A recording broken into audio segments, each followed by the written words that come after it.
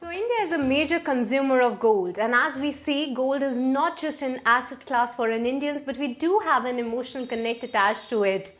But in the investment world, if you look at investing in gold, what should be your strategy and what kind of returns you should be expecting out of that, and what are the tools available for that? We will discuss all of that in today's edition of the Money Show. And for this, we have a very special guest joining us today, Shweta Jain of Investography, and she will discuss whether the time is ripe to shine your portfolio with gold. Very good evening, Shweta, and thank you for all your time to ET Now. My first question to you is, what should be your strategy on gold? And as the prices are so volatile, what are the factors that are making gold to make a comeback? In the past 3 months, we have seen more than 10% return coming in on the actual value of the gold. And where do you see the levels heading? Thanks for having me, Srishti. It's my pleasure. So gold is an asset class which is not new to Indians. Indians love the yellow metal more than any other asset class, I'm loath to say, but equity is taking a shine as well now. But gold has been forever Indian's safe haven, so to speak. So last post-pandemic, I want to say, gold has taken Indians by surprise, who would always invest in gold, but for the last few years, gold hadn't given the returns that we were used to or we expect, and hence Indians were a little hesitant about investing in gold. But post-pandemic, after COVID hit, gold kind of just moved because it works as a lender of the last resort, right? And it works as an asset class which is absolutely safe, and it can move monies soon, so to speak, large amounts of money easily. So gold kind of took even further, and Indians were caught aback, and they started noticing gold and started investing in gold even more. So otherwise, Indians would invest in gold on, say, auspicious days, whether it's Akshaya Tritiya or Dhanteras and days like that. But now gold has become much more mainstream. Beyond women investing in gold, gold has become an asset class which everybody loves. It has taken a lot of forms as well, not just physical gold or not just jewelry, but whether it's gold ETFs, gold mutual funds, digital gold, sovereign gold bond. I mean, there's a whole plethora of investments. Why it has done well and whether we will see it doing well going forward as well. So we just had Diwali, and we all know around Diwali and marriage season, gold tends to move further up because of the demand. Also because of crude, because of high global inflation, gold tends to move up, then the prices of gold move upwards. So going forward, we are seeing global inflation inching up, which is why we think gold will be moving up further. Also, the uncertainty is not yet over about COVID, right? So if you see, there are various countries still going in lockdown. The cases are increasing in various other countries, despite the vaccinations, including India, numbers are coming up. So I think gold is something that people will go back to because it is a safe haven, right? So also when equity markets correct, people rush towards gold because that's the comfort asset class. When FDs did not give the returns they're expecting, people are moving towards gold as well.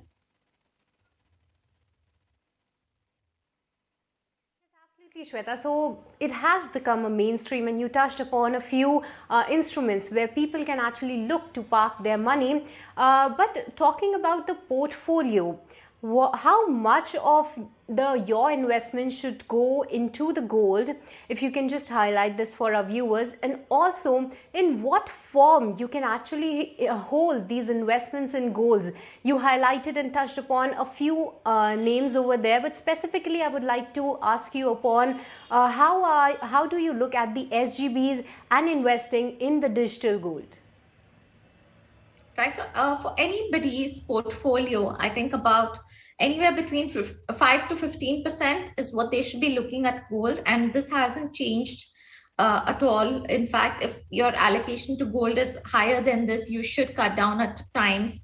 But otherwise, regularly invest. I think gold is not an asset class that you should be looking at for short term at all. It is for medium to long term.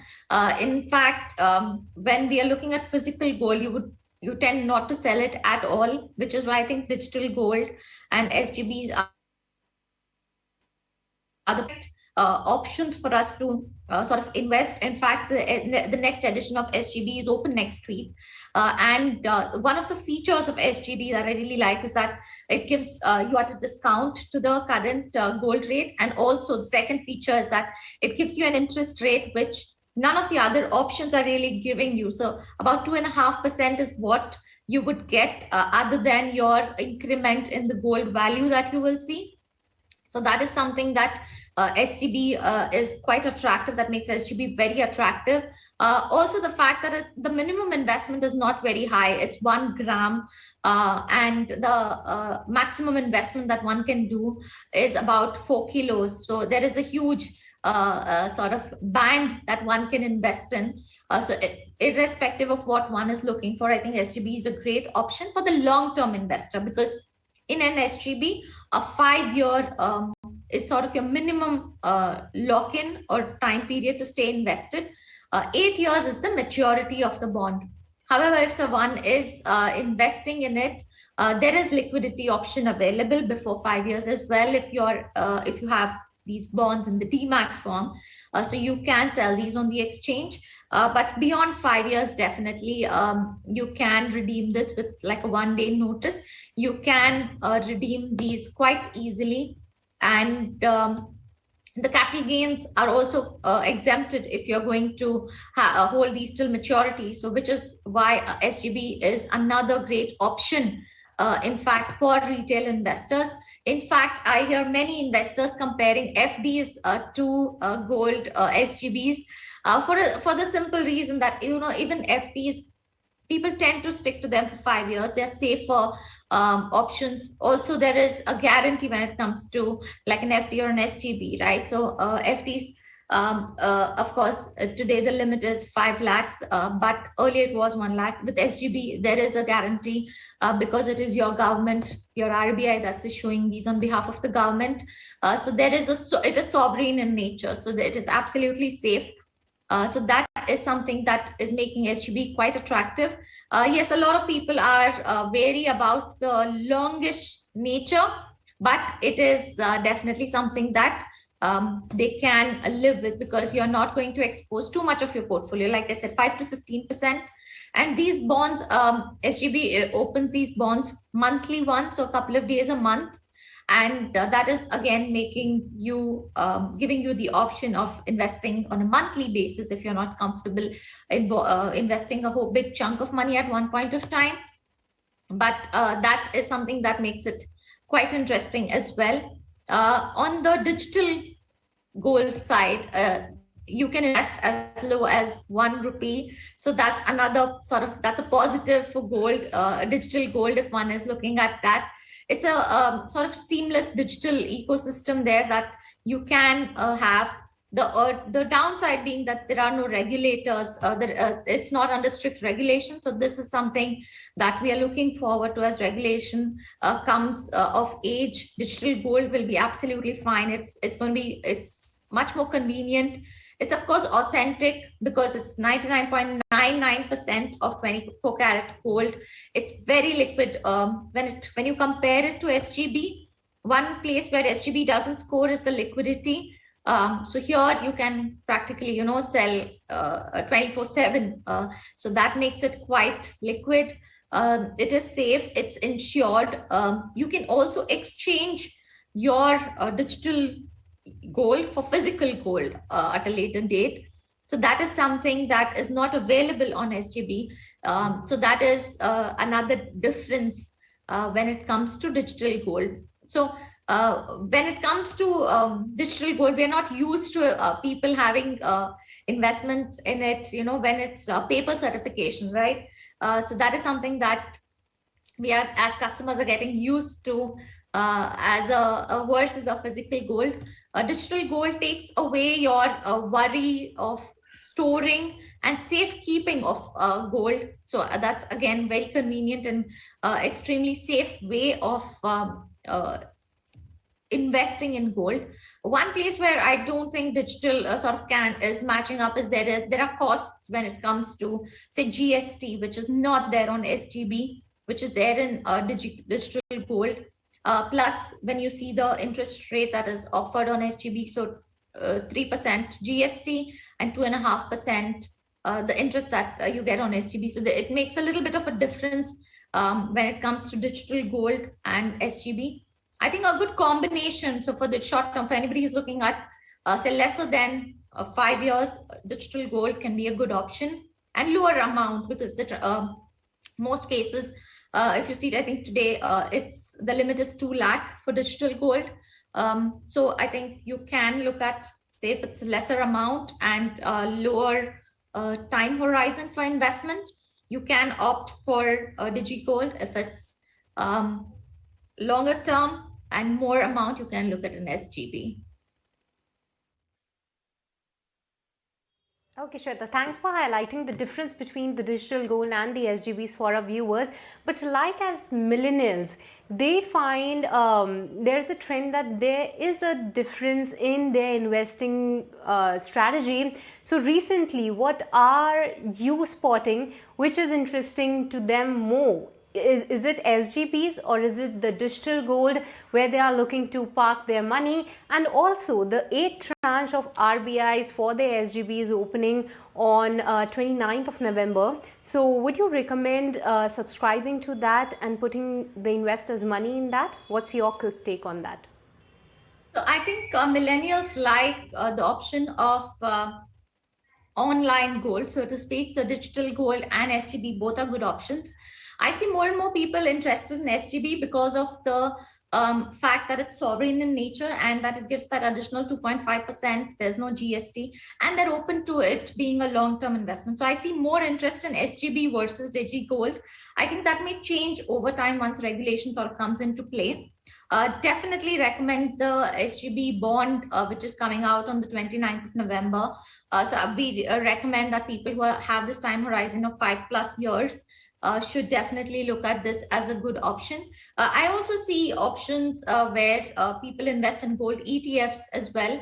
So that's another option that people who are looking at gold can explore depending on what they're looking for.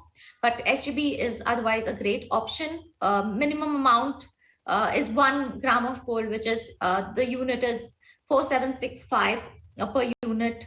So that is something which is affordable and something that people can look at investing in.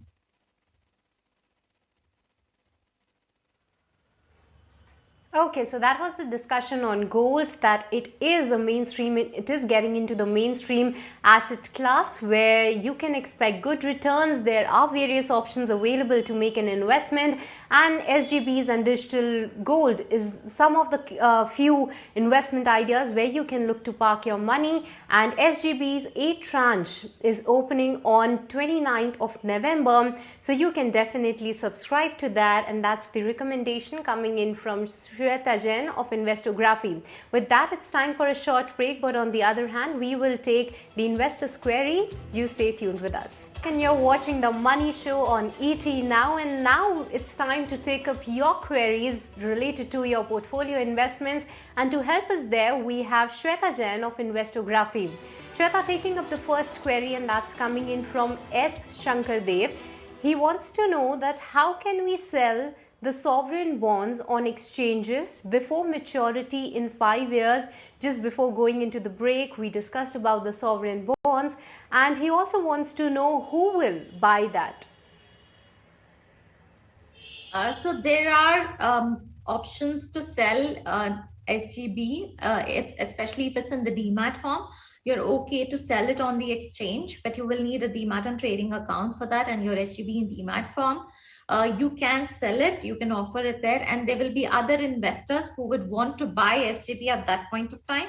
They will be investing in those. So you can definitely sell it before 5 years. If it's after 5 years, the RBI will buy it themselves. You can, before the interest rate is given, the interest is given, 1 day prior to that, you can put up a redemption notice and you will be able to sell off the SGB. But yes, on the exchange, there will be another investor who will be ready to invest and you can sell your holding. Okay, so that was the answer coming in on the SGB front. But another query is from Jairam Jaikumar.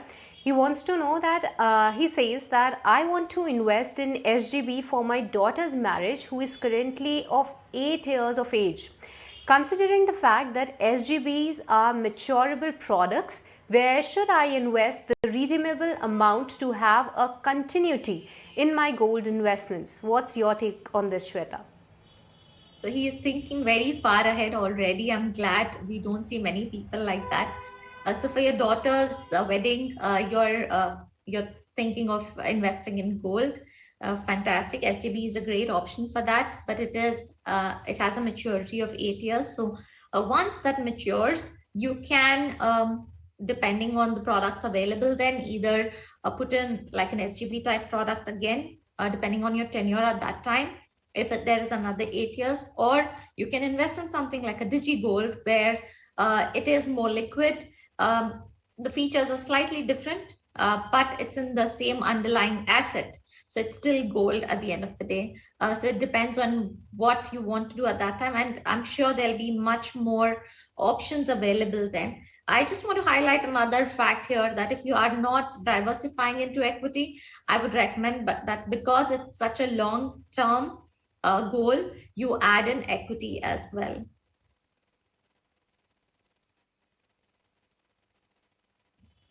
Okay, so that's the advice coming in for Jairam Jaikumar, who wants to make an investment, keeping in view his daughter's marriage, who is currently just 8 years old. But Shweta, the other query is just on the other side of that age bridge. We have Vijay, who is currently 50 years of age, and he would like to get a corpus of 1 crore for his retirement. He says that he made investments in gold funds, and he has shared his selection and his portfolio as well with us. That must be flashing on the screen right now. He wants to know that what should be his total SIP amount to different assets in order to reach that goal where he wants to have 1 crore rupees for his retirement. So Vijay is investing about 12,000, 11,000 today for his portfolio. I would like to know what his portfolio is worth already to meet that target of 1 crore. And I also would like to know when he would like to retire.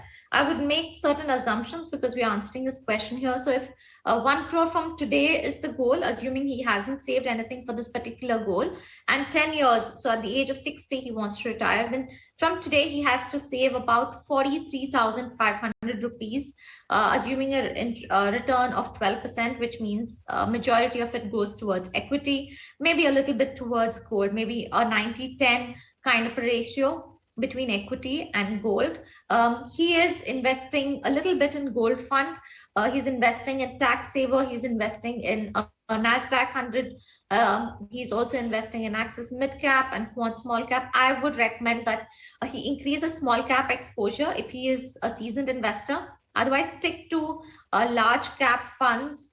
And tax savers are good. Parag Parikh, long-term equity. All the funds that he's invested in are good. But he has to see that his goal is 10 years away. So he may need to be a little more aggressive if he's invested before. Otherwise, he may need to get used to the volatility. So that's why I recommended large cap more.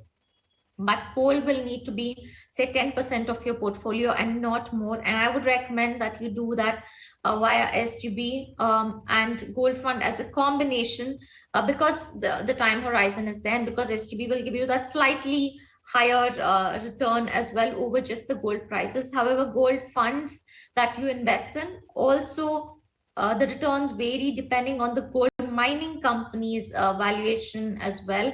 So that is an additional risk that you're taking on there. So I would say make sure that your portfolio is slightly more diversified, suitable to your needs.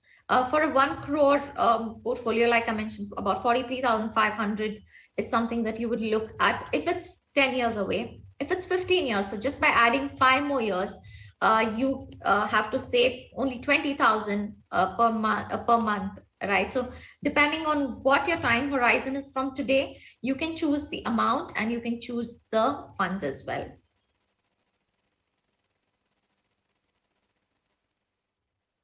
Okay, so that's the take coming in for Vijay. But with this, thanks very much, Shweta, for joining us today on ET Now and helping us understand what are the various instruments available for gold investing and helping our viewers on their queries related as well.